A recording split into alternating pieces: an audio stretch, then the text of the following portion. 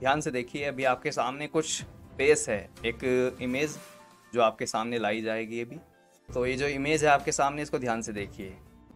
जो sir Isaac Newton थे, उनका राइज एंड फॉल्स, ठीक है, ये उनका राइज एंड फॉल्स है। इस पिक्चर में क्या छुपा है, ध्यान से देखिए इस पिक्चर को। तो 1719 के आसपास में स्टॉक जो था यहाँ से चलना स्टार्ट करता है, इस लेवल से। यहाँ पर सर आइजैक न्यूटन इसमें एंट्री लेते हैं, थोड़ा सा प्रॉफिट बनता है, यहाँ तक कंपनी जाती है, यहाँ पर प्रॉफिट बुक कर लेते हैं। कंपनी का नाम था साउथ सी कंपनी। प्रॉफिट आता है तो सर आइजैक न्यूटन थोड़ा अर्ली एग्जिट कर लेते हैं इस स्टॉक में से। स्टॉक का प्राइस ऊपर और ऊपर और ऊपर चलता चला जाता है। तो जब यहाँ से प्राइस ऊपर चढ़ना स्टार्ट कर देता है तो जो सर आइजैक न्यूटन के फ्रेंड्स थे वो यहाँ पर अमीर बनने लगते हैं, यानी कि जिन्होंने इन्वेस्टमेंट कर रखी थी वो यहाँ पर ज़्यादा पैसा बनाने लगते हैं। फिर सर आइजैक न्यूटन को लगता है कि ये स्टॉक तो भागता ही चला जा रहा है। स्टॉक का प्राइस ऊपर और ऊपर जाने से उनके जो दोस्त हैं वो ज़्यादा प्रॉफिट बनाने लगे। उनको लगा कि अगर उन्होंने इस स्टॉक में वापस एंट्री नहीं ली तो उनके दोस्त उनसे ज़्यादा अमीर बन जाएंगे। फोमो में आकर वापस एंट्री कर लेते हैं यहाँ पर। उसके बाद में स्टॉक थोड़ा सा ऊपर जाता है, एक छोटा सा करेक्शन। अब यहाँ पर उन्होंने जो प्रॉफिट बनाया इस जगह पर, यहाँ पर तो उन्होंने इसमें ट्रेडिंग की, ट्रेडिंग करके प्रॉफिट बनाया। लेकिन जब स्टॉक ऊपर चलता चला जा रहा था तो सर को लगा ऊपर की तरफ चलता चला जाएगा और चलता ही चला जाएगा, इसको अब होल्ड करेंगे लॉन्ग टर्म के लिए। लेकिन स्टॉक थोड़ा सा ऊपर जाता है, थोड़ा सा ऊपर आने के बाद में गिरावट होती है। छोटे छोटे करेक्शन हो रहे थे पहले भी, सर को लगा कि वैसा ही करेक्शन है, नॉर्मल करेक्शन है, और करेक्शन थोड़ा सा गहरा जाता है। सर अभी एग्जिट नहीं लेते और बाद में एग्जिट लेने का मौका नहीं मिलता।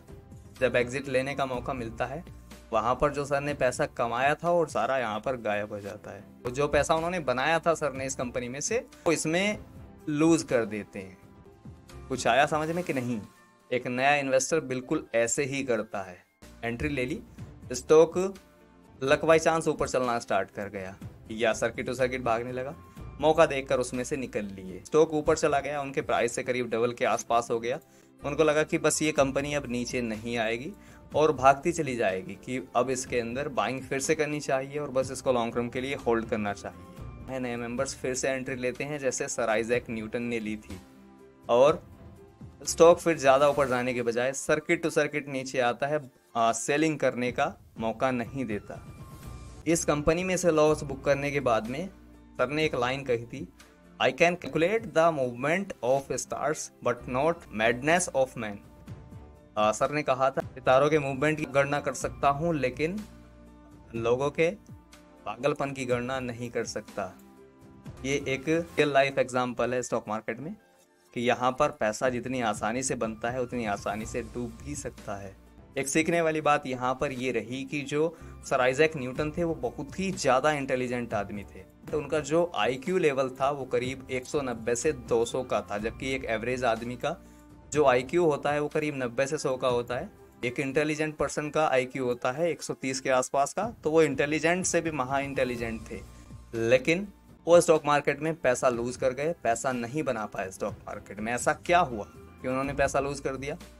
ऐसी कौन सी वो यहाँ पर गलती थी जो सर आइजैक न्यूटन ने की, और इतने स्मार्ट होने के बावजूद, इतने इंटेलिजेंट होने के बावजूद सर इसमें पैसा नहीं बना पाए या इसमें लॉस किया कंपनी में? तो यहाँ पर डिसीजन लिए वो अपनी स्मार्टनेस से नहीं लिए, जो उनकी इंटेलिजेंस थी उन्होंने यहाँ पर इंटेलिजेंस का प्रयोग नहीं किया बिल्कुल भी डिसीजन लेने के लिए, इसमें बाइंग सेलिंग करने के लिए। केवल अपने इमोशन के बेस पर उन्होंने इसके अंदर बाइंग की और पैसा लूज किया। केवल इमोशन के बेस पर उन्होंने पैसा लूज किया। यहाँ पर उन्होंने कोई भी डिसीजन इंटेलिजेंस के बेस पर या अपनी स्मार्टनेस के बेस पर नहीं लिया था। ये सबसे बड़ी गलती थी यहाँ पर। और उसके बाद में जो सर आइजैक न्यूटन थे वो वापस कभी मार्केट में कोई ट्रेडिंग और कोई इन्वेस्टमेंट उन्होंने नहीं की। केवल यहाँ पर जो लॉस किया था उन्होंने, उसके बाद में कोई इन्वेस्टमेंट नहीं की मार्केट में। फिर मार्केट की तरफ को मुड़कर नहीं देखा और कहा कि मैं सितारों के मूवमेंट की गणना कर सकता हूँ लेकिन लोगों के पागलपन की गणना नहीं कर सकता।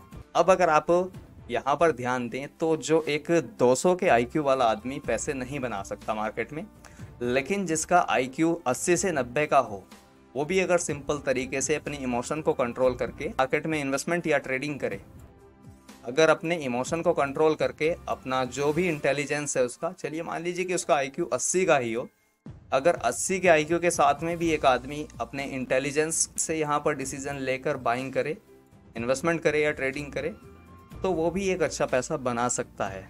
और एक 200 के आईक्यू वाला आदमी यहाँ पर पैसा नहीं बना पाया।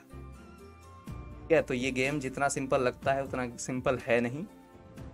यहाँ पर पैसा बन भी सकता है और यहाँ पर सब कुछ बिगड़ भी सकता है। यहाँ पर रातों रात फर्म बनाई भी जा सकती है और पूरी की पूरी फर्म रातों रात डुबाई भी जा सकती है, जैसा कि सर आइजैक न्यूटन ने यहाँ पर लॉस किया था। क्योंकि अगर कोई कंपनी सर्किट टू सर्किट जा रही है, ये कंपनियाँ होती क्या हैं, जब भागती हैं तो सीधा सर्किट टू सर्किट भागती हैं। ये न्यूज़ बेस्ड भागी थी, ये कंपनी केवल फॉर्म में भागी थी यहाँ